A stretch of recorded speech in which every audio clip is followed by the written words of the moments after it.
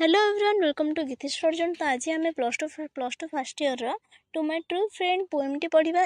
ए पोएम्र poet होती Elizabeth पिनार्ड। ए कवितार ना हूँ कौन ना टू माय ट्रू फ्रेंड। तो कवितार ये कवितार ना रू जना पड़ जाऊँ एलिजाबेथ तांकर प्रकृत बंधु विषय कविताटी लिखिं। कविताटी को पढ़िया पूर्व आम आगे पढ़ा warm up. We met our true friend only once in a lifetime. आमे आमर सारा जीवन रे केवल थरे मात्र प्रकृत बंधु को पाई थाउ। आ प्रकृत बंधु सहित देखा ही थाए। The greatest gift is not found in a mall. सबुठार श्रेष्ठ उपहार मॉल रे न थाए, but in the hearts of a true friend. किंतु गोटे प्रकृत बंधुर हृदय रे थाए। गोटे प्रकृत बंधु ही जीवन श्रेष्ठ उपहार अटे। Friendship is a relationship between two persons who hold mutual affection for each other. बंधुत्व होउची गोटे रिलेशनशिप जहाँ कि गोटे परस्पर मध्य स्नेह द्वारा बांधी होता है। म्यूचुअल अफेक्शन माने पारस्परिक स्नेह। ताले बंधुत्व होउची कौन ना बंधुत्व होउची गोटे रिलेशनशिप दुईटी पर्सन मध्य स्नेह पारस्परिक स्नेह द्वारा गढ़ी उठी थाए। The value of friendship is often the result of friends consistently demonstrating the desire to do what is best for other. बंधुत्वर मूल्य होउछि जणे अन्य पई कोन करिवा बेस्ट हबो सेटा चिंता करिवा। बंधुत्वर मूल्य होउछि ना जणे प्रकृत बंधु ता बंधुर सब बेले उन्नति चिंता करथाय। जणे प्रकृत बंधु कोन करे ना ता बंधु पाई सबुठार बेस्ट कौन हम सबुठार बेस्ट डिसीजन कोटा हम तो से विषय रे कही थाए। Showing mutual understanding. म्यूचुअल माने पारस्परिक। तो पिला माने मु छाड़देली कंसिस्टेंटली रो अर्थ होउची सुसंगत भावे। डेमोन्स्ट्रेटिंग होउची प्रदर्शित। शोइंग म्यूचुअल अंडरस्टैंडिंग माने से दुई जन मध्य रे पारस्परिक बुझामणा थाए जेपरि जणे जनकर परिस्थिति को बुझी थांती। Emotional support, trust in each other and positive reciprocity. Trust माने कौन विश्वास। जणे जनक ऊपर विश्वास रखी थाए एवं जणे जनक को माने जणे जनक विषय रे केबे खराब चिंता करेनी। रेसिप्रोसिटी माने पारस्परिकता। तो जणे जनकर उन्नति चिंता करे माने जणे प्रकृत बंधुर अर्थ हो जणे जनकर उन्नति चेष्टा करथाए केबे केबे से ता बंधुर क्षति चिंता करेनी किंबा खराब चिंता करेनी। Then read the poem and note how the poet cherishes the memories of our friend. Cherishes means स्नेह करिबा बा आश्रय देबा। पोएट किपरि तांकर बंधुर बंधुत्व को मने रखिचंती। Then the text पढ़िबा। The day I met you, जो दिन मु तुमको देखिली I found a friend. मु जो दिन तुमको देखिली मु सेई दिन ही गोटे बंधु को पाई जाइथिली।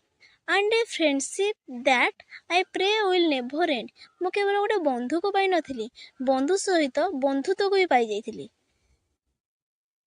आ जो बंधुत्व पाई मु प्रार्थना करे जे कि से बंधुत्व केबे भी शेष न हो। Your smile so sweet and so bright. तुम हस बहुत सुंदर एवं बहुत उज्जवल। Kept me going when the day was as dark as night. ए तुम हस बहुत सुंदर बहुत उज्जवल आ सेई हस मते कौन kept me going माने कौन आगु को बढ़िबा। तुमर एही सुंदर मधुर हस एवं मधुर उज्जवल हस मते आगु को बढ़िबा को सहायता करे।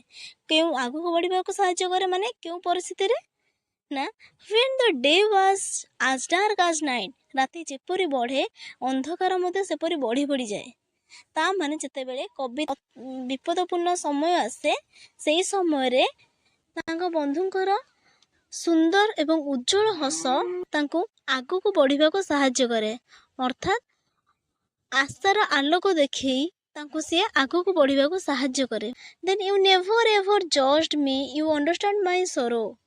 नेभर माने केबे नुहे, जज मी जज माने विचार करिबा। तो तुम्हें मते केबे जज करिनो। यू अंडरस्टैंड माय सरो, सरो मीन्स दुख। तुम्हें मोर दुख बुझिज। तुम्हें मते केबे जज करिनो मो बरं मते बुझिज बा मो हृदय दुख को तुम्हें बुझिज। जज रो अर्थ होची विचार करिबा। जेमति कि मन कर गोटे पिलाटी ड्रॉइंग शिखुची कि नाच शिखुची तो ये समय तार बंधु जी प्रकृत बंधु ताको सब चेष्टा करिवो कोन ना तो आउ टिके नाच से कि आगु को जा ए सब कथा कहे कि जदि किंतु गोटे प्रकृत बंधु ताको केबे जज करेनी कुहेनी जे कि तू एमती नाची पारुनु तू नाचिया दरकार नहीं तू नाच शिखी पारुनु किंबा तू ड्रॉइंग करि पारुनु ए सब कथा ए टाइप रो जज जने प्रकृत बंधु दिए नहीं लुक को देखि कि बेले बेले जज करंती जेपरि कि जेमती कि पिलाटी बहुत मोटा देखा होची कि असुंदर देखा होची कला देखा होची किंबा गोरा देखा होची तो एलिजाबेथ कहउछन्ती तांको बंधु तांको केबे भी हेले कोनोसी कथारे जज करंती किंतु जज करंती एवं तांको हृदय दुख को बुझिछन्ती then you told me it need not be that way तुमे मो हृदय तुमे मते केबे जज कर नाही तुमे मो हृदय दुख को बुझी था then you told me it need not be that way and gave me the hope of a better tomorrow hope means Asha